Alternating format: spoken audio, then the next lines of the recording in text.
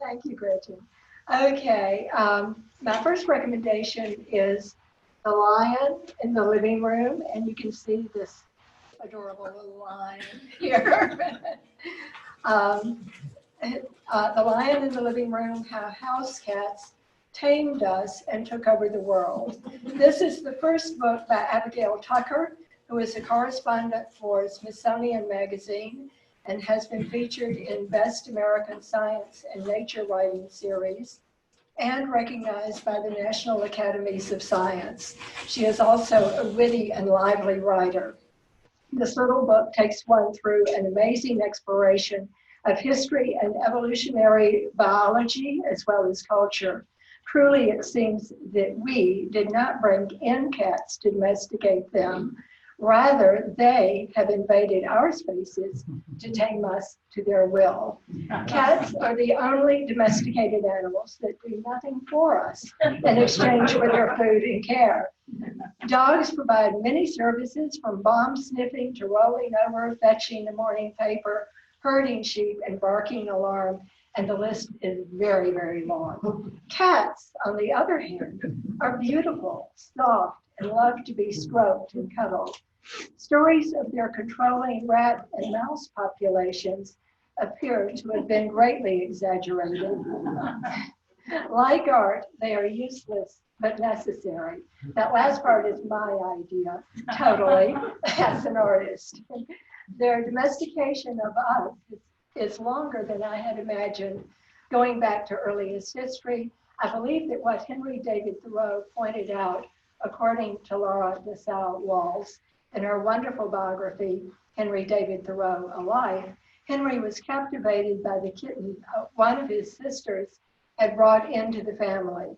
He was fascinated by the way in which the cat snuggled in his sister's lap as she sat before the fire, an image of domestic tranquility, but once out of doors, reverted to the wild and savage little hunter that he was. This, I believe, is what cat lovers most adore in cats. The fact that they are truly beautiful and savage creatures who honor us with their presence and apparent affection.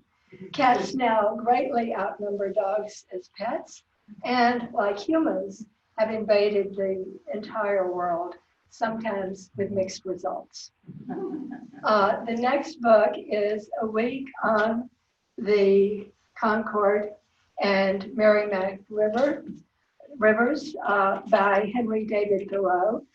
This I recommend for those more attracted perhaps to the mountains, rivers, and lakes than the beach.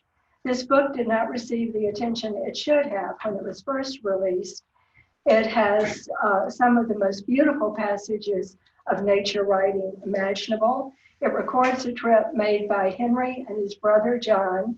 I also recommend the introduction in the Penguin Classics edition by H. Daniel Peck for his comparison of Walden and A Week. Walden encompasses, quote, a timeless year, while A Week is, quote, a journey into the stream of time. So really, and the introduction says much more than that. For those of you who are fishermen, the naming and description of more fish than I knew existed should be of interest. I'll let Henry Thoreau, though, speak. I want you to hear some of his words. I wish I read better. I have traced its stream to where it bubbles out of the rocks of the white mountains above the clouds, to where it is lost amid the salt billows of the ocean on Plum Island Beach.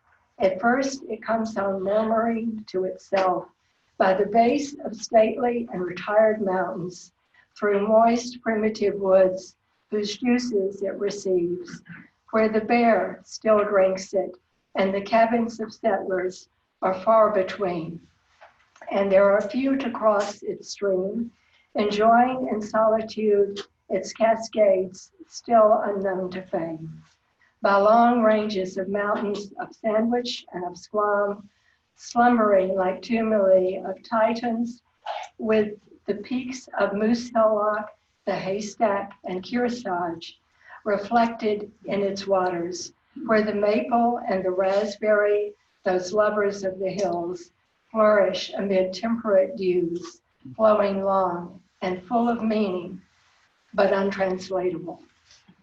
And then later, the sun setting presumed all men at leisure and in contemplative mood, but the farmer's boy only whistled more thoughtfully as he drove his cows home from pasture, and the teamster refrained from cracking his whip and guided his team with a subdued voice.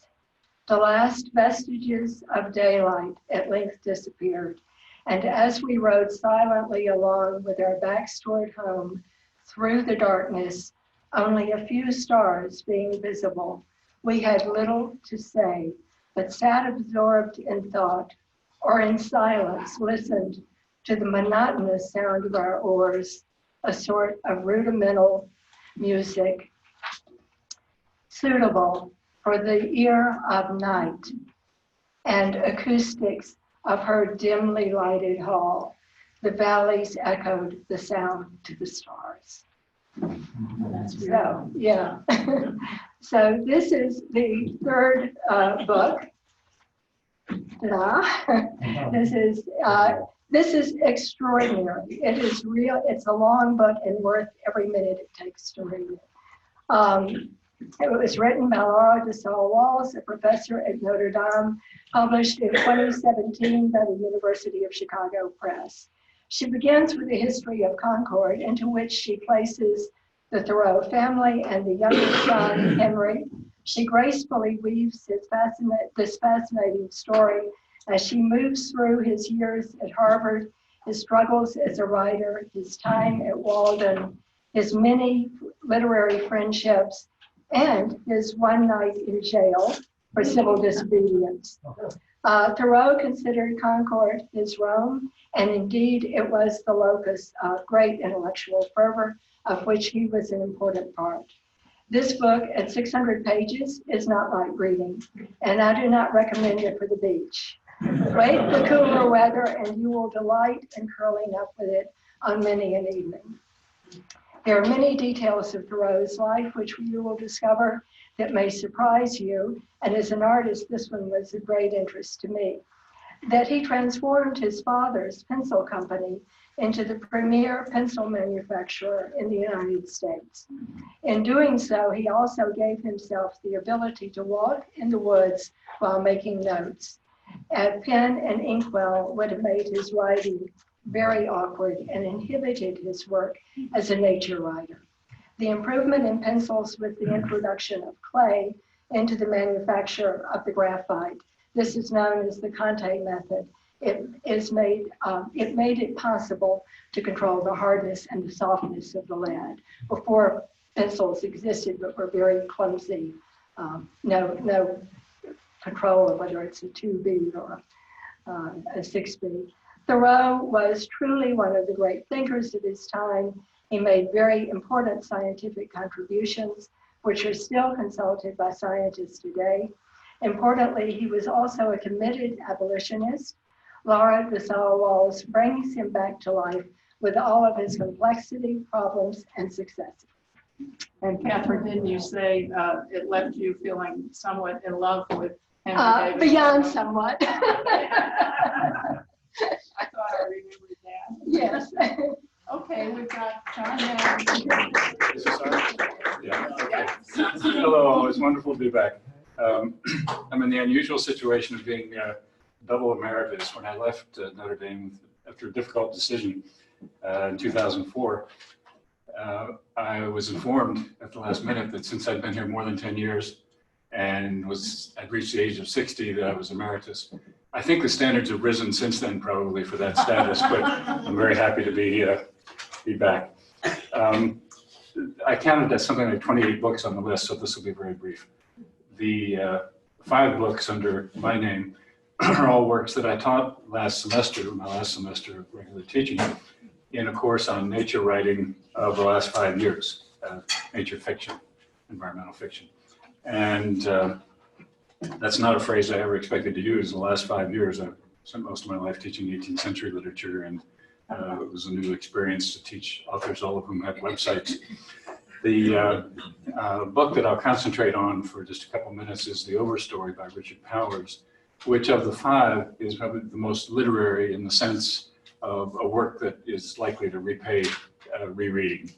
But I recommend all of the novels. I thought they're all very good and a lot of merits. Two of them are actually comic in some ways, which is not something you would expect about climate fiction or futuristic fiction. South Pole Station, and most of which is set at the South Pole, except for flashbacks and so on. And New York 2140, about New York at a point when it's become the super Venice, largely in large part covered by water. But people are getting on. The Overstory is a novel about trees, and it is rather insistently so. The Overstory referring to the canopy, tree canopy, but also to the larger story of which we are parts. And it is a daunting novel at first. I think it introduces some 9 major characters, more or less sequentially. And for the first 100 pages of the 400 pages or so, it's not transparently clear how these characters are all going to intersect, their lives will intersect, but they do. And it is very powerful. It is also encyclopedic on the subject of trees. Powers said that he didn't really know much about trees until he had a kind of writing fellowship, writing residence at Stanford, which has one of the greater arboretums, and became fascinated and became an avid student for several years researching the novel. It is a multi-generational novel as well. It attempts to expand the sort of temporal consciousness by giving us the generations of some of the families, but also the lifespans of trees. We're often reminded, for example, that a character is looking at a redwood older than Jesus. And these references like this are throughout the book. There's a place at one point where the narrator refers to things happening very deliberately in the forest at the speed of wood. And you may have come across this expression, the woodland web, which has come up in the wake of a lot of discoveries about trees communicating with each other. And one of the major characters in the book, named Patricia Westerford, seems to be based fairly loosely on Suzanne Simon, who is an important forest ecologist at the University of British Columbia, who made a lot of the discoveries about trees communicating through their root system, through fungi and networked, as it were. Trees communicate also through gases released, signaling one another of danger in certain instances, and so on. And the project is a difficult one, and Powers, the book has a metafictional aspect. That is, it's a novel that is somewhat self-conscious about being a novel at certain points. And at one point, the character reflects on the fact that we love stories, we're most moved by stories, but we're in a state of difficulty because we have trouble relating to stories which aren't merely about creatures who look like us. And the effort over and over again is to give a narrative about the forest, about interdependence, about the interdependence of generations and of characters, be they human or arboreal, who seem not to be in immediate proximity to one another. So I like Laura Wals's biography. It's a hefty book. It has just come out in paperback, and it recently won the Pulitzer Prize. It is a book of real literary distinction, I think, and I hope that phrase doesn't turn anybody off. It is sometimes used to designate books you really wouldn't want to read, but it is extremely worth one's attention. So. Hi, everyone. How many of you listen to the podcast Stay Tuned with Preet? Okay, so I highly recommend it. Highly recommend it. It's every week, and he comments on what is happening in our political environment. So it's very cogent analysis. So he promoted his book, but this is his first book, a lot on the podcast, so I thought it would be a good read. As you may know, Preet was the United States Attorney for the Southern District of New York from 2009 to 2017. Trump originally called him and asked him to stay. A couple months later, Trump called him on his cell phone. Mr. Bharara refused to take the call, and he was asked to resign. He refused to resign, and he was fired. He said that for many years, he wanted to write a guide for young prosecutors, and I quote, "not the legal texts and treaties, but from the real-life human dilemmas that would perplex them every day." So for the first couple of chapters, I was really fascinated by the details of some of the cases that he presents. The Menendez brothers, the New York State House leaders who were indicted, insider trading on Wall Street. But later in the book, I realized he was outlining for us, not just prosecutors, a guide on how to view justice in the workplace, with our friends, how to be fair and just in our dealings with fellow human beings. He offers a lot of advice about how to make decisions, the importance of listening, how to be a leader, how to treat employees in the workplace, and in general, just how to always respect people and try to do the right thing. His actions as head of the office and in the courtroom boil down to being a good human being. The chapters correspond to phases of the criminal trial: inquiry, accusation, judgment, and punishment. And he illustrates the lessons learned by highlighting various high-profile cases. And I think it's relevant today that you saw the New York Times that Robert Morgenthau died today, and he was also the United States Attorney for the Southern District of New York. And once I heard Preet say, when he was asked what's the jurisdiction of the Southern District, and he said, Earth. So the Guardian Review called it a love letter to the Southern District of New York that he led for more than 7 years. He describes with such love and respect the professionalism of the attorneys, law enforcement, detectives who work so diligently. They're human beings who make mistakes, but they're also very creative, determined, and committed to doing the right things.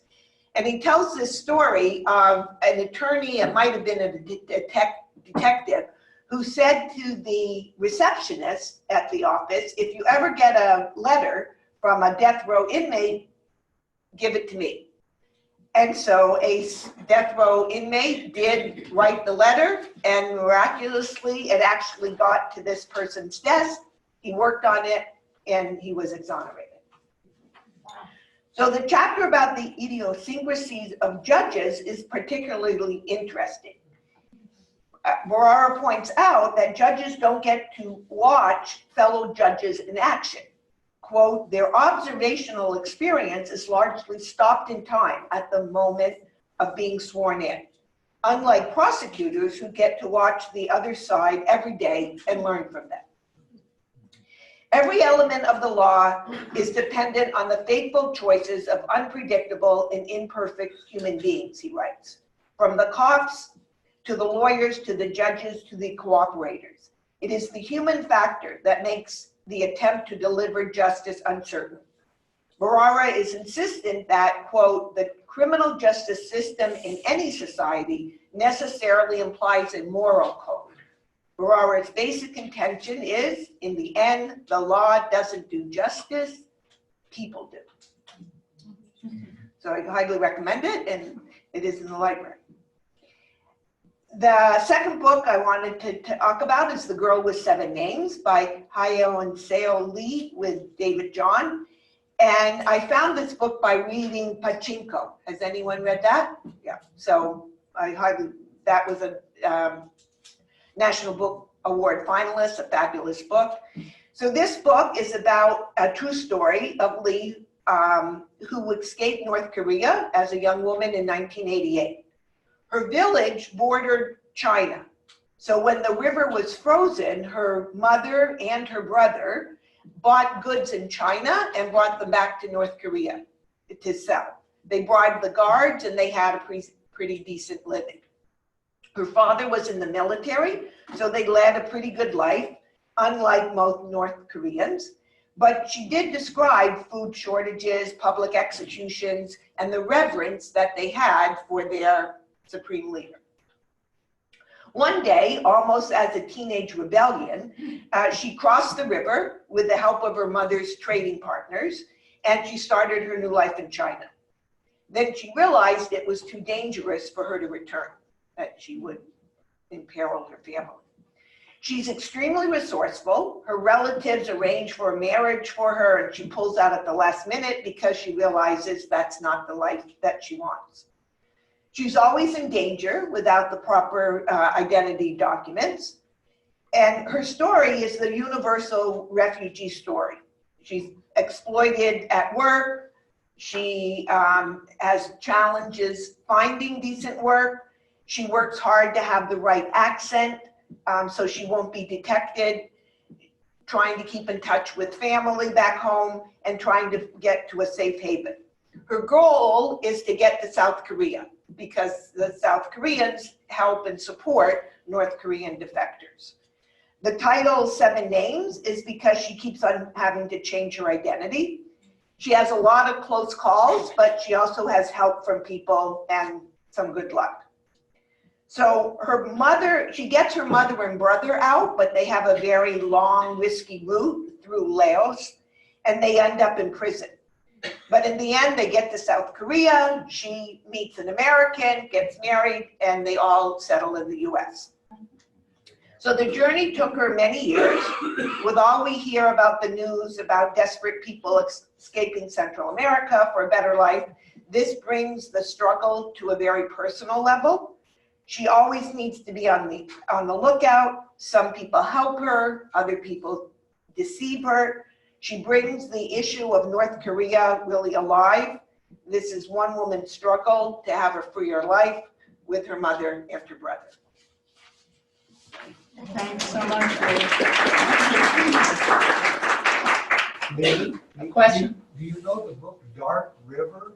I don't. It's written by a man, a North Korean. And Yeah. it gives a complementary side to this, going over the same river under different circumstances and dangers. Okay, the first book, actually, I was attracted to by the name Sea People, which is not on here, and I perceived the subtitle to be The Puzzle of Polynesia.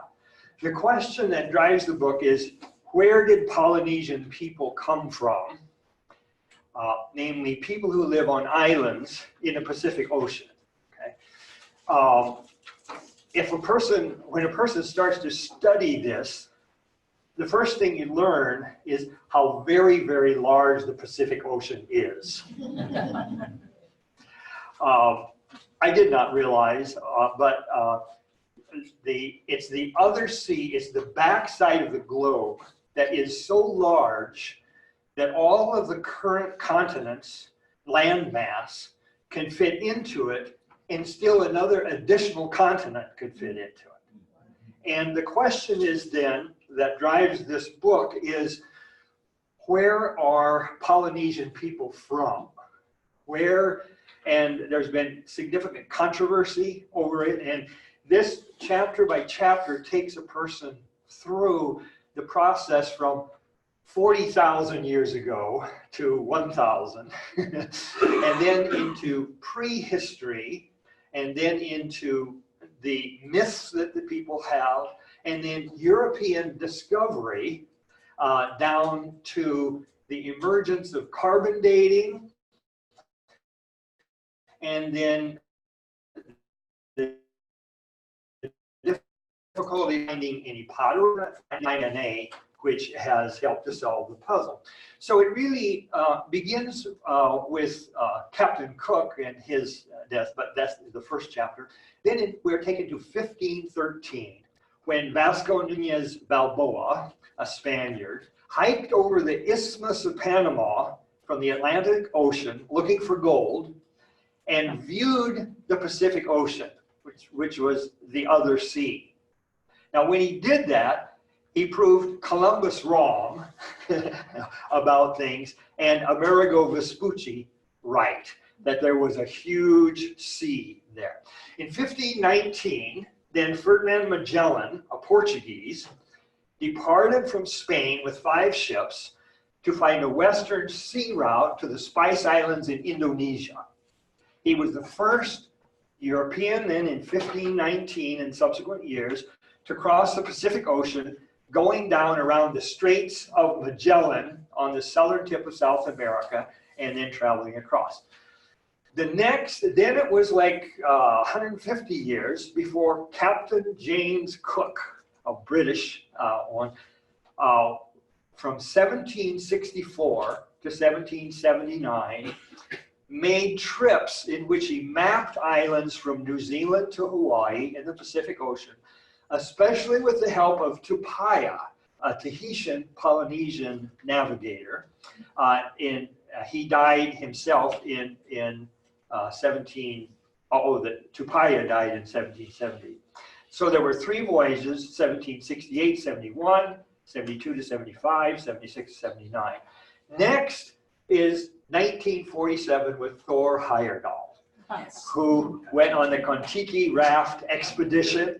He proved it was possible to sail the Pacific Ocean in an ordinary vessel, and he wanted to prove that Polynesians, however, migrated from South America to the Polynesian islands because of the winds. But he was wrong. Okay.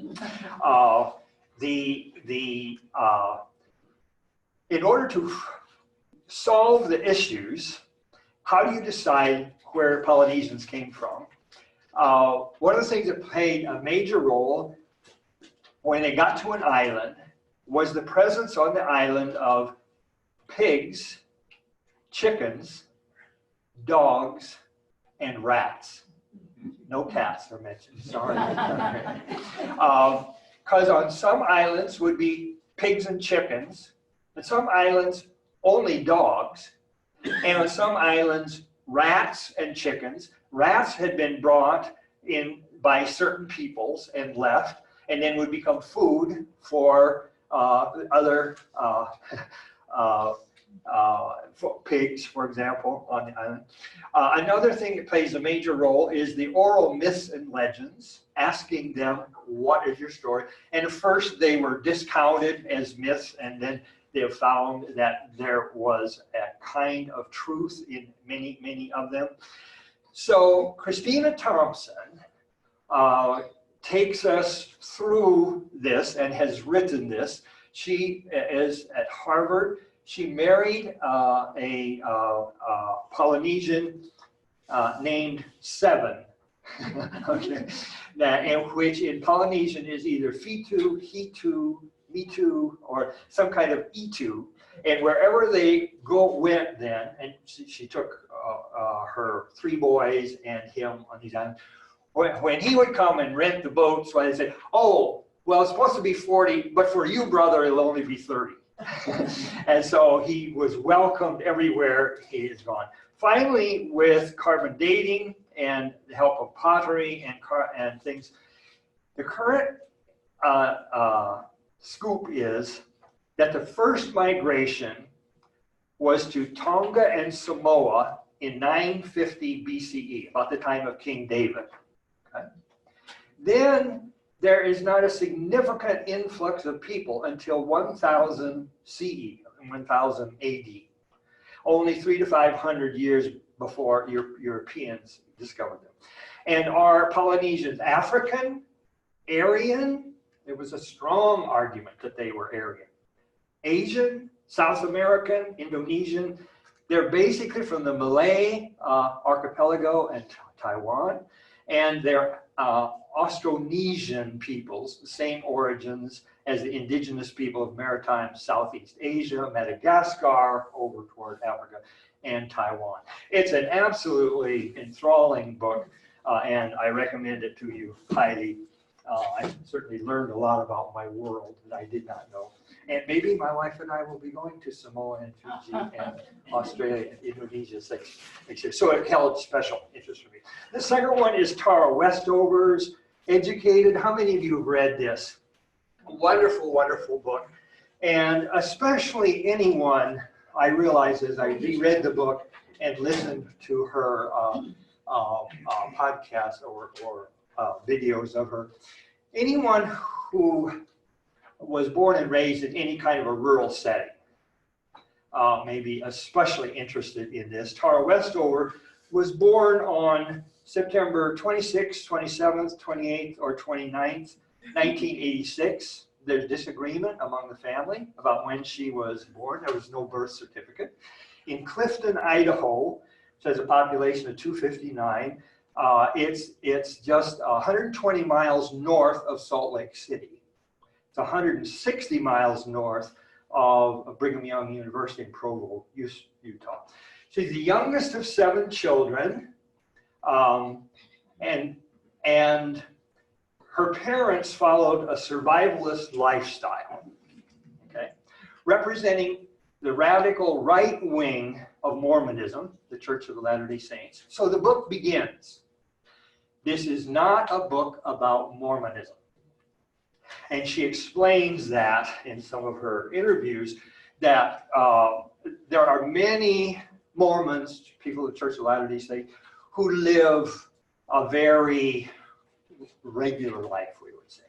But when the 11-day Ruby Ridge siege of the Weaver family occurred near Naples, Idaho, beginning August 21st, 1992, Tara Westover was approaching 6 years old. During the initial siege at Ruby Ridge, as you may recall, a federal agent shot the family dog, Stryker, and it led to the shooting of son, and then later the siege, the wife of Randy Weaver, Vicky, was shot. But also in the process, Marshall was shot. This was 1992. Now, the Ruby Ridge siege thoroughly persuaded Tara Westover's father that the final days of vengeance, the end of days, were coming. And by 1992, the year 2000 is coming, right? So her childhood is deeply affected by her father's actions in response to this event. It really shows us another kind of side of the history of the United States that's going on, and I would say has ripple effects all the way down to the election of Donald Trump as president, okay? First, Tara herself and other children in the family were not allowed to go to public school. 3 or 4 of them did. She was not allowed to, and they were never taken to a doctor, because if you go to a doctor, the first thing they do is ask, when are you born? Where do you live? What are your father's name, mother's name? And they did not want the US government to have any of this information. And go to public school, first thing they're going to want to know is, how old are you? So her father then, secondly, spent all kinds of money, time, resources, and many hours of interpreting life and digging a huge underground storeroom with water, food, rations, guns, ammunition in preparation for the end of days. And it was a shocking thing. Tara was 13 years old. She remembers when her father sat on December 31st, 1999, waiting for the end of the world. Midnight came. The television kept going. Her dad kept watching it. 1 o'clock, 2 o'clock, she went to bed. Dad just sat there. Next day, he just didn't say anything. Why didn't it end? Why didn't it end? Well, it's taking too long. She gained special attention of her father through her singing at church, then at the Worm Creek Opera House where she sang Annie. She then read textbooks, never having gone to public school, took the ACT, and the second time around got high enough to get into Brigham Young University. A teacher of Jewish studies there recommended her for summer, a program in Cambridge University, England. She came back, and then went back to Cambridge and got a master's and a PhD there. She also spent a summer in 2010 at Harvard. So she now has a PhD. She gained it under David Runciman, writing her thesis on the family, morality, and social science in Anglo-American cooperative thought, 1813, 1890. She's really working out her whole life with John Stuart Mill and other thinkers and social science people about families and their function in the world. I highly recommend it to you. Sorry if I've taken more time than I should. No, that's fine, Yeah. we're doing well. It's just absolutely amazing. Okay, so rolling right along. Moving right along, go Mary Lou. Who has not wondered about adventuring in the jungle or has enjoyed Indiana Jones Or Tarzan. or Tarzan? Exactly. The Lost City of the Monkey God, a true story. This was one of the 100 notable books from the New York Times Book Review. It's a bestseller from the New York Times and the Wall Street Journal, the Boston Globe, and it was written in 2017, although the events took place in 2012. I would read up to the minute things if they came out in paperback right away, but I don't have the space to have big books. I can't have nice things. Anyway, this is the tale of the discovery of the long-lost White City in Honduras. It's they called it also the City of the Monkey God, and it does make a way better title, I think. They tried to do expeditions looking for this legendary city during the 19th and 20th centuries, but they failed because the jungle is just too thick. You can't go through it. There aren't good rivers that go there, and it was just virtually impossible. So the first thing you learn about is about LIDAR. Do you know about LIDAR? Laser, a combination of laser and radar, which enables you to fly over land that is jungly and has a canopy, a tree canopy, and be able to see what's on the ground. And it's, of course, developed by us for military purposes. But archaeologists have found that you can find traces of civilizations, man-made structures, plazas, other things that you could never find. You could walk right past them in the jungle, but you know where they are. And of course, now with GPS, that helps too. So it's so interesting. Okay, so they were able to set up 2 Honduran sponsored, but not by money, just authorized expeditions. This was US led, but it was multinational, and they got professionals. It's fascinating how you choose people to work with you on these things. Some were British expeditioneers that had worked a lot. They're the ones that wore all the mosquito netting. You know, you could spot them. They would say, "I've had dengue fever twice, and I'm not going out there." And so everybody then went home and put more DEET on back to the tent. They had 2 expeditions. Each one only lasted a couple of weeks because they did not have the resources to actually make permanent bases or anything that was even like permanent. So they were in tents. The tents were to protect themselves from heavy rains, dangerous mudslides, deadly snakes, wild animals, and swarms of disease-carrying insects. Be thinking about, that trip you thought. The first night, and I would read it to you, but I don't know where to start because it's just so shocking. And the first night, the author, he pitches his tent, and they all sit around, and they're having some tea with the Brits. And he said when night fell, it was just suddenly, because there's no horizon to watch the sun, and it was completely black. He went back to his tent. He found his tent, which wasn't too far away, decided he would then come back for the evening meal and to be with the other fellows. And stepping outside his tent, he became lost. Disoriented, he had no idea where he was. He finally used a crank flashlight that so that he could see where his tracks were, was convinced that he had the tracks and came right into a tree. So clearly not there. So turned around, found his way back, and you're just, your heart is pounding with this guy. He's hearing animals in the brush. They're jaguars, He gets back, everything is pretty good, and he's back in the tent and everything's fine, and he walks around the tent a couple of times and suddenly freezes, and sees a snake that is a fer de lance, which is it's a viper that's the most deadly snake in North America, or Central America, and 6 feet long, this particular one. It was the largest that anyone had seen at that time. And so because he's in the tent, he must be killed, sacrificed to whatever, but even getting this snake corralled with throwing venom around, and they said it was deadly quiet through the whole time. The guy working with the snake was not saying anything, and everybody else was terrified. So that's only a little bit of it. It's great stories. I won't even tell you about the bugs. So there was no time to uncover pyramids or dwellings, but they did find a huge cache as though it had been left sort of for people coming behind almost. Really valuable carvings, vessels, altars. Some were gold. They were archaeologically valuable as well as monetarily valuable.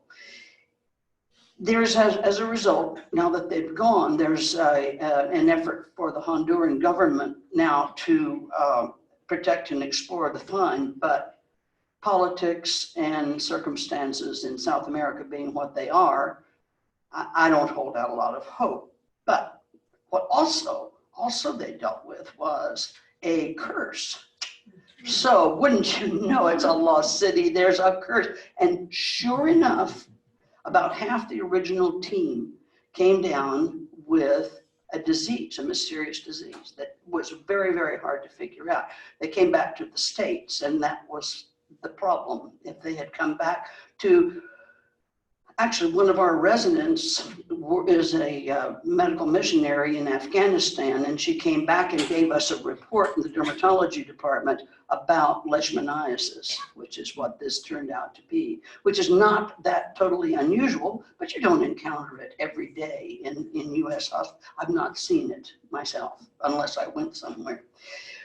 What's interesting is that it's a tropical zoonosis, meaning that it has vectors, animal vectors. Sandflies and wood rats are two of them. And sandflies are teeny tiny and everywhere. There's a recent case, 2 cases in Oklahoma. Of leishmaniasis, which is called white leprosy. It leaves holes in your skin. It can affect internal organs. There are 3 different types. I won't go into that. But why is it now? Here we have it in the US. Well, travelers bring this sort of thing, but they're predicting that why are there sandflies and wood rats together going up, further north? They predict that by 2060, it will be all the way up to Canada, the vectors, and it's climate change. It's brought lots of diseases, pandemics, potential pandemics. Oh, hadn't thought of that. So there's yet something else. The academic archaeological community is very critical of the expeditions and say it's to Indiana Jones and you didn't do it properly. But the find is historic. It shed light on the rather sudden demise and disappearance of the once mighty and numerous Latin American cultures. These were huge, biggest cities, enormous cities, modern cities. And we're not even talking about the Aztecs or the Incas. This is a whole other civilization in Honduras. And of course, many of the native peoples succumbed to smallpox. Measles is what they think got this group. And, don't forget the sandflies and the wood rats. Well, I found this just fascinating, enlightening, educational, and thrilling. And I can't say enough about it. I got it because my husband's brother, who's an economist, he sent it to him for Christmas. My husband finally got around to reading it and said, "You gotta read this. This is really good." My husband doesn't read that much, and so finally, all right. And I was just, amazed. So there's a thrilling book to read, and you can probably get it pretty cheap, even remaindered by now. A good book. Second good book to read is The Soul of an Octopus. How many octopuses are big in the public's eye now? And this one was a finalist for the National Book Award. And this was written by Cy Montgomery, and I read another book by her called The Good, Good Pig. Did anyone ever hear of that book? It's about they kept a pig that grew regulation pig size, big, and he wandered around where they lived up in New England. His name was Christopher Hogwood, and it's a charming story about what a grown pig was like to be a pig. So the author starts by admitting about this. She said, "I knew little about octopuses, not even that the scientifically correct plural is not octopi, as I had always believed. It turns out you can't put a Latin ending I on a word derived from Greek, such as octopus." Well, damn. I mean, this is going to up your cocktail party conversation like all of these books, I'm telling you. But what I did know intrigued me. Here's an animal with venom like a snake, a beak like a parrot, and ink like an old-fashioned pen. It can weigh as much as a man and stretch as long as a car, yet it can pour its baggy, boneless body through an opening the size of an orange. It can change color and shape. It can taste with its skin. Most fascinating of all, I had read that octopuses are smart. The basis for this, just briefly, is that they think the first nervous systems evolved probably in ancient relatives of jellyfish. And later on, the cephalopods, which squids and octopuses, began as inconspicuous mollusks. They then abandoned their shells and they rose above the open floor, and as they became more adept at searching for prey and acquiring the greater intelligence needed to do so, they became more clever at evading predators themselves and acquiring disguises. So they've evolved in a unique environment, and they think that this is yet another branch of evolution of consciousness. Now, I found it instructive to review a number of Amazon reviews of this book. Most reviewers enthusiastically agreed that the observations and anecdotes were fascinating. The author made a compelling and comprehensive case for the giant Pacific octopus having a high degree of intelligence, problem-solving ability, capacity for relating to and bonding with humans, and a clear theory of mind that is absent from all but a very few species. However, on the other hand, the author may have succeeded too well at making readers empathize with her subjects. Because as the book progresses with a convincing accumulation of evidence of intelligence, about a third of readers became upset with the author. If an octopus is as sentient and aware as it seems to be, then how is imprisoning and isolating one in a tank moral? Readers complain that the author and everyone else in the book seem to avoid this question, even as they describe intimate and fulfilling relationships with the creatures.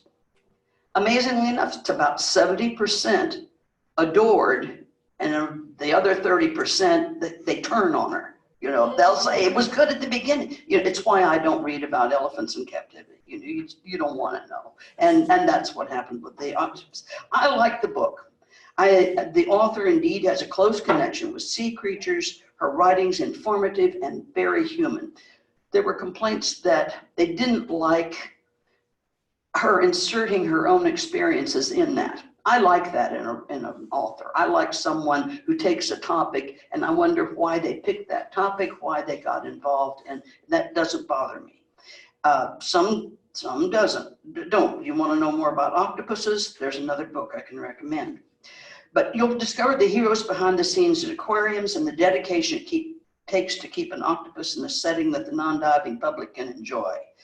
And I think it's a good read. It's a good read for young people. It's very good for kids that are interested in science and animals. And if you never thought an octopus could be interesting or likable, you will find that they can be. And if you thought they were mostly for eating, you may never eat another. So there's another book called Other Minds, The Octopus, the Sea, and the Deep Origins of Consciousness by Peter Godfrey Smith is another choice. And the last one is a quick but incredibly fun read that I say cocktail parties, are you ready? You're ready with this one. Court Dork. Bianca Bosker, the author, is a journalist and totally amateur wine drinker who took on an unusual challenge. She wanted to learn enough about wine in a year to pass the examination to become a master sommelier. She didn't do it in a year, it took about 18 months, but she actually passed the test. So it's much more interesting. It's not just kind of subjective stuff. It's what do you have to know to really know wine?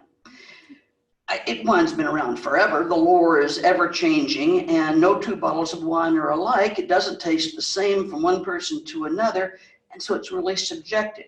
What she does is divide up the chapters into taste, smell, history, science. She goes through how you taste. She even spent some time in an MRI trying to learn exactly why and how you taste. The book has two strengths. It's an excellent primer on wine tasting, the many flavors and styles of wine, and it's a gossipy tale of the lives of sommeliers at high-end New York restaurants. They've called it the kitchen confidential of wine, and I think it truly is. It's really fun. It's well written, easy to read, and it's a great gift for wine drinking friends.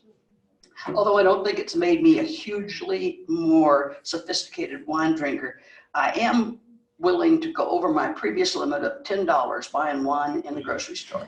So I recommend all of these. Thank you. And I know The Cloister. Okay, how many have read The Cloister by James Carroll? One person. How many have read Little Fires Everywhere? Quite a few of you. And Lincoln in the Bardo. you know, Only one. Everyone's heard about it.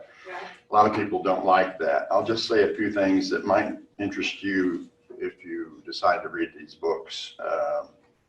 People like Little Fires Everywhere. That's where we have the most hands, so I won't say much. It's a wonderful, exciting book about culture, parents, especially women and daughters, immigrants, how people react in society, class. The setting is Shaker Heights. You probably know what Shaker Heights stands for. If I can remember, the city motto in the novel anyway is some cities are just communities that happen, but the best cities are planned. Oh, I wonder if you agree with that, and you find out. Shaker Heights. But it's an exciting story. It's so interesting. It's not long. It's many characters, I think 11 main characters in there. And it's the kind of novel where you say, wait a minute, don't do that. And then they do. And then you wonder, but what else could they have done? And you keep going this way. And it's sort of a thriller. It's a mystery in a way. And just fascinating, well-written novel by this young person.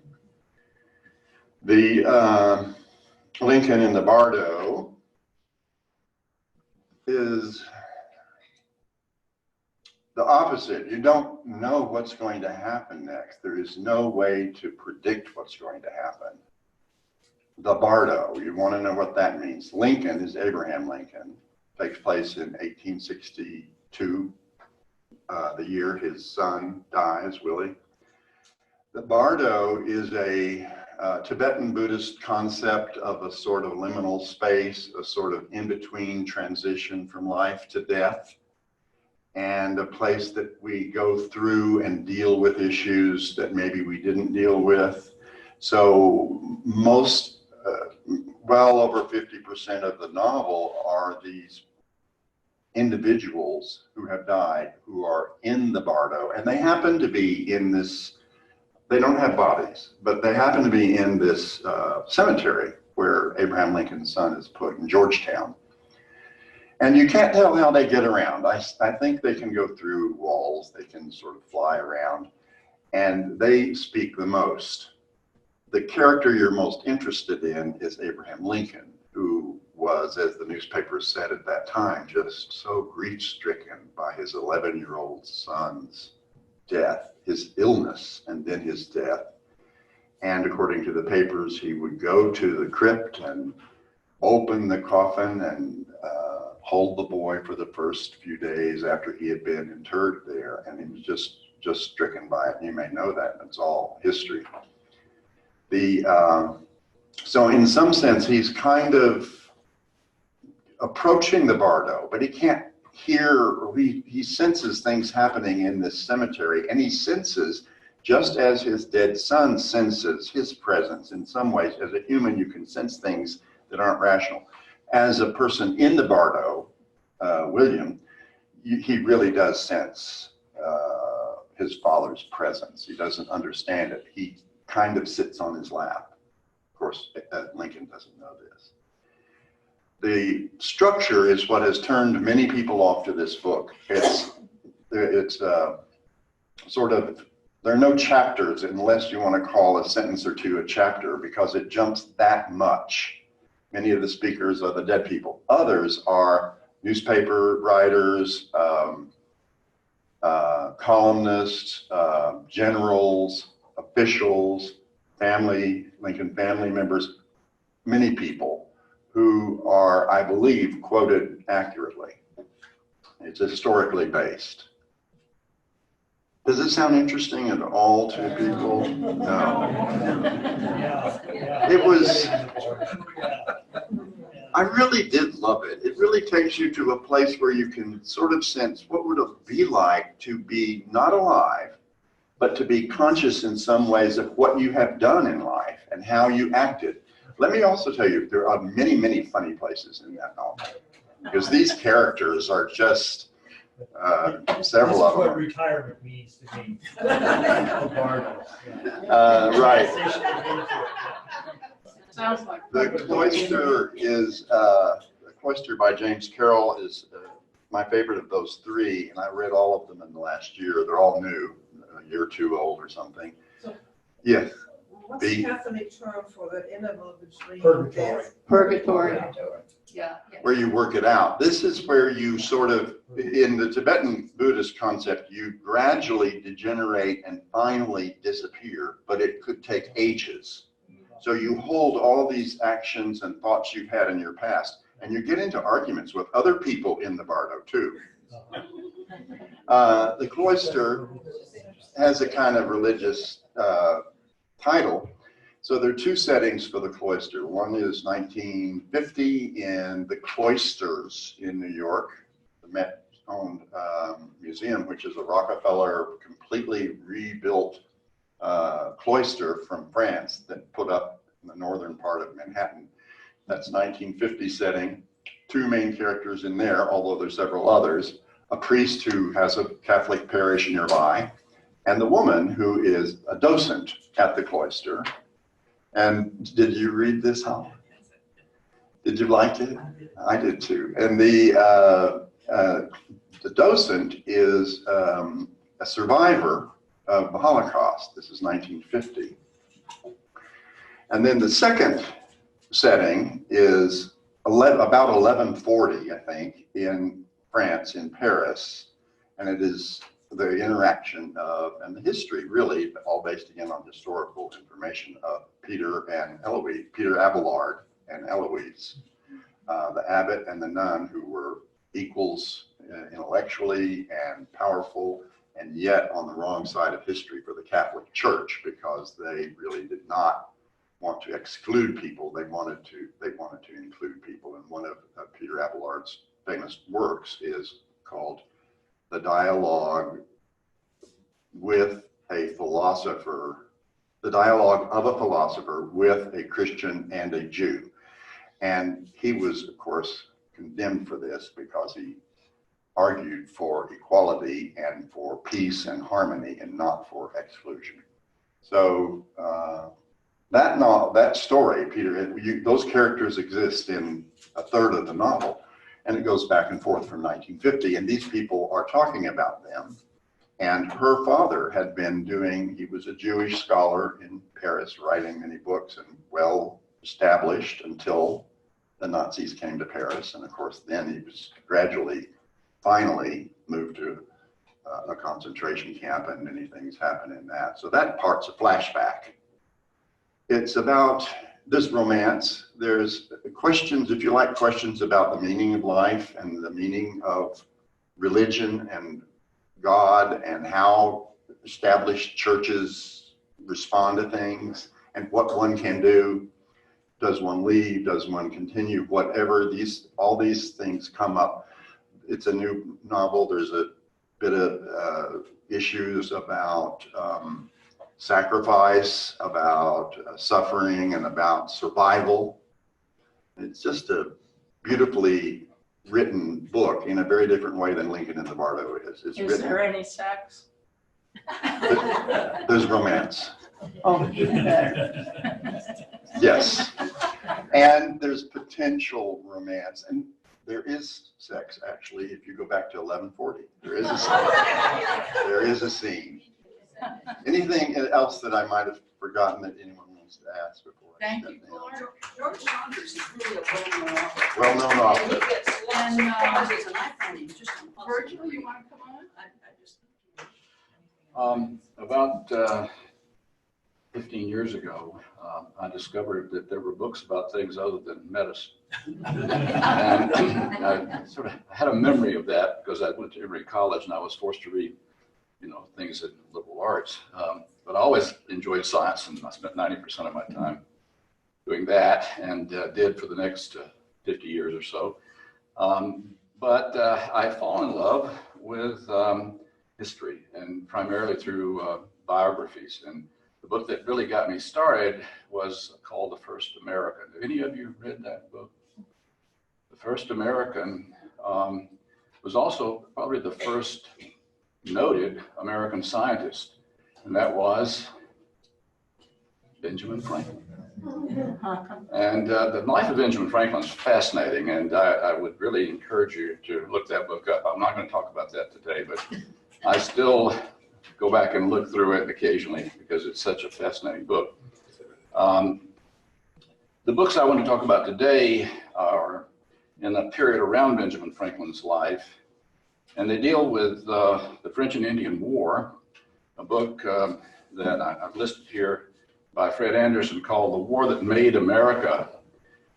And, I was a little bit shocked when I saw the name on the book. It's actually a friend of mine who lives at Canterbury with us, Canterbury Court, recommended this book to me and loaned me his copy. And that's how I got into this. The reason this title makes sense is that it really changed the geography of the North American continent in a way toward our current structure. It was very confusing at the beginning of this book, which was in the 1750s. The French and Indian War was, by historians' estimates, began about 1754 and ended in 1760. But really it didn't result in a treaty until 1763, which was actually called in Europe, what? The 7 Years' War. The 7 Years' War was between not the Indians, but the British and the French. And so was the war in America, actually, in North America. This war began in Pennsylvania.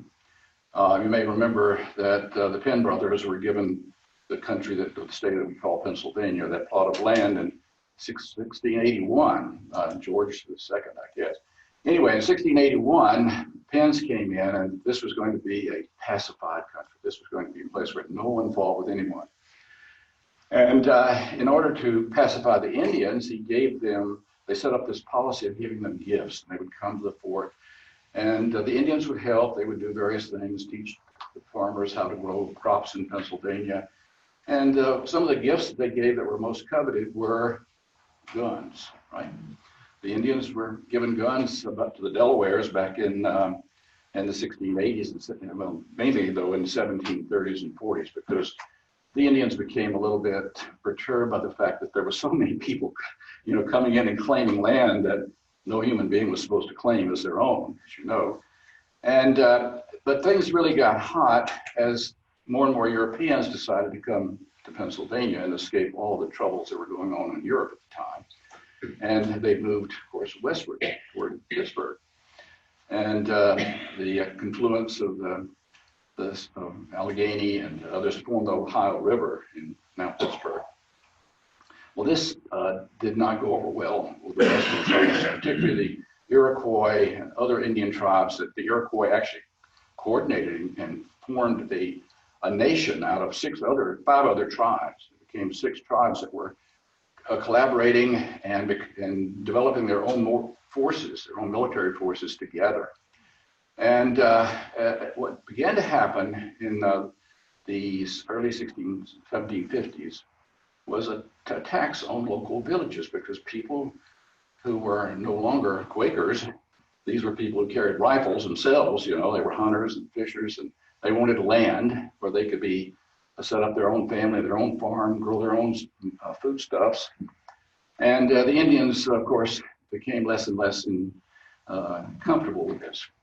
And so attacks began. And Ben Franklin was actually involved in some of these early attacks because he, not being a Quaker, had the problem of the Quakers not wanting to fight back. They didn't want to own guns. They didn't want to respond when someone came in, burned their village, and scalped the children and wives, which happened frequently in this period. And the Penns did not want to form a militia either, because they viewed it as an attempt to take over their governorship, their ownership of Pennsylvania. And the king viewed this really as the Penns' land that they were renting to all those folks. So anyway, by the end of by the middle of 1700s, the French began to get involved, because the French had taken a totally different tack to America. They had built forts all the way from Nova Scotia, all the way down across the Lake Erie and Lake Huron, and then down into what is now western Pennsylvania and Ohio, along the Ohio River. And so all these forts were set up with very few people, actually. The French did not, for the most part, set up farms. They were there to trade. They were there to obtain animal hides and ship them back to France. And they, like the Penns originally, traded with the Indians, and they sold them everything: gunpowder, lead, guns. And their job was to keep the Indians happy and comfortable with their hunting in the Indian lands. And so that went on for quite a while, until there was this juxtaposition of the English moving west and the French keeping the Indians happy and shipping back up the St. Lawrence River furs to France. And that began the war, really. The Indians organized as with the Iroquois and created some quite dramatic attacks on the populations out there. And of course, the settlers fought back. And this got hot in 1654. And someone famous for fighting in the French and Indian War was sent out to that region in what is now south of Pittsburgh to do some surveying, and that was George Washington. George Washington was a young 21-year-old surveyor who had pretty much self-taught, and his job was to go out and really learn what was out there and measure distances between rivers and so forth. And so he came back and made his report, but after he came back, a couple of years later, actually it was almost 10 years later, that there was a really big uprising. And so the British decided they had to do something. So they sent British regulars out under General Braddock. And they sent George Washington along because he knew the territory. It's more of a guide than a soldier, although he was prepared to fight. And as they went up the western part of Virginia toward the Ohio Valley, they were attacked. The Indians were well aware that they were coming because they scouted them. And as they went through the forest, on a relatively narrow trail. The Indians were waiting for them and virtually wiped out the entire British regular army that was there. Several hundred British soldiers were killed and a handful of Indians.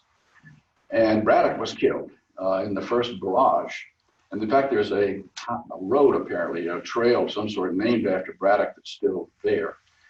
And George Washington was able to pull the remnants of what was left from the Indian together and fight their way back down the trail and come home with a couple of hundred British troops. And so that was really the start of the war. But after that, it became a British and French affair. The whole thing was organized around keeping the Indians on your side, and the Indians fought on the British side too, by the way. Some of the tribes fought on the British side, some fought on the French side. And this went on until 1600, and the capture of forts along Lake Erie. Newfoundland was actually part of this whole thing. It was invaded twice by Britain because it was under the French control. So all the way from Newfoundland in the east down the Ohio Valley, and in fact, even into South Carolina, this war was really active. It was a big war. You didn't mean 1600, you meant. I'd say 1754 to 1763 was really when it finally ended. Yeah, sorry, I mixed up 1600 and 1700. But it's the 18th century that we're talking about here. And virtually, you're going to need to wrap it up in another Okay, minute. sorry, So. okay. Anyway, I just think you should go read this because it tells you so much about how America was actually formed. And the closure of this really defined the western boundary of the country as it was born at the time of the Constitution. The second book. No, I'm sorry. We've got too little time left. Okay. In the interest of time, we're prepared to forego our Okay, slot. well, the makers were only going to take a minute anyhow, but what we'll do is include the maker's recommendation in the newsletter. Okay, all I need is this. Please. Just to hold this up, okay? Okay, that's good. This deals with the war, with the country and its formation after the Constitution. In fact, it starts in 1787 when the Constitution was being written in Philadelphia. And it deals with the move out of the 13 colonies to the west into the Ohio Valley. And it's a fascinating story about some New Englanders. I happened to go to Yale Medical School and spent a lot of time in New Haven after that. And the guy who did this, who really instigated the whole story, was a Yalie who was born in Kingsley, Connecticut, and who graduated from Yale. He had degrees in medicine. He was an Anglican minister. He also was a lawyer. So he's a fascinating guy. And he drew up the plan to populate the Ohio Valley, but didn't go there for 30 years after he did this. And he actually got the money together to make this happen. They formed a little town called Marietta, like our Marietta here, which was really the beginning of Ohio. And the stories are in Marietta, and the things that were required to sustain Marietta as a little village just beyond Pittsburgh on the Ohio River is fascinating. And that's it. Thank you very much. Oh, thank you.